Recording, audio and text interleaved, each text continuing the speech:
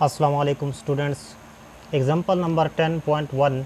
What is the frequency if the time period is 20 millisecond? इस example में students हमें frequency मालूम करनी है और टाइम पीरियड हमें गिवन है। गिवन डेटा को देखें स्टूडेंट्स, टाइम पीरियड हमें 20 मिली सेकेंड दिया गया है और हम इसको 0.02 सेकेंड लिख सकते हैं। देखें स्टूडेंट्स, इसको मैंने इस तरह अरेंज किया है। ये 20 मिली सेकेंड लिखा हुआ है और मिली जो है आपके पास एक प्रीफिक्सेस है जिसकी वैल्यू आपके पास 10⁻³ होती है। इस मिली की जगह मैं 10⁻³ रिप्लेस कर सकता हूँ। ये सेकंड अपनी जगह पे मौजूद है। 20 आप देखें स्टूडेंट्स, ये 10⁻³ को मैं नीचे ले आता हूँ। ये यहाँ पे इसकी पावर नेगेटिव थी तो यहाँ पॉजिटिव बन जाएगी।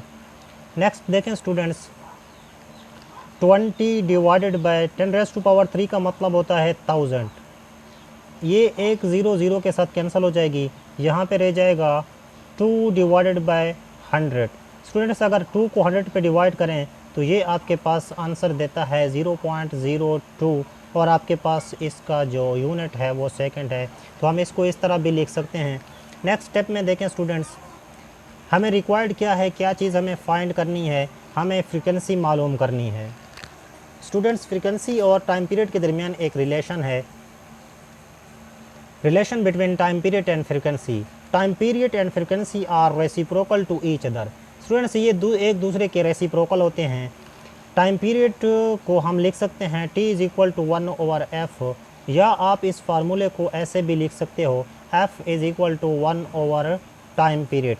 यानी कि जिस क्वेश्चन में हमें फ्रीक्वेंसी दी जाएगी तो हम ये वाला फार्मूला इस्तेमाल करेंगे, और जिसमें हमें टाइम पीरियड दिया जाएगा और फ्रीक्वेंसी मालूम करनी होगी तो हम इस रिलेशन को यूज़ करेंगे। नाउ स्टूडेंट्स, हमें फ्रीक्वेंसी मालूम करनी है। हम जानते हैं f is equal to 1/t।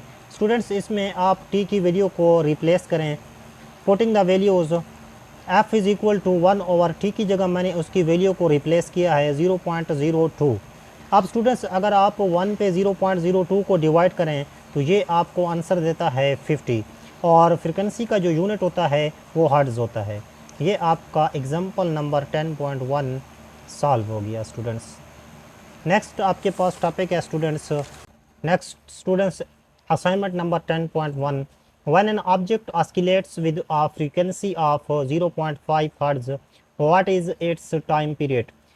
इस असाइनमेंट में स्टूडेंट्स हमें फ्रीक्वेंसी दी गई है और टाइम पीरियड हमने मालूम करना है। तो गिवन डेटा को देखें स्टूडेंट्स, फ्रीक्वेंसी हमें 0.5 हर्ट्ज़ दी गई है और रिक्वायर्ड हमारा क्या है, हमने टाइम पीरियड को फाइंड करना है। तो चलते हैं स्टूडेंट्स उसी रिलेशन की तरफ।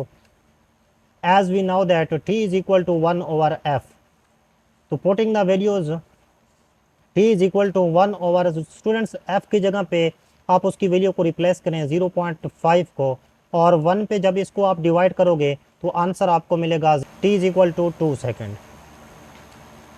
तो जब 1 पे आप इसको डिवाइड करोगे स्टूडेंट्स, ये आपको आंसर देगा 2, और टाइम पीरियड का जो यूनिट होता है वो सेकेंड होता है। This is the required answer.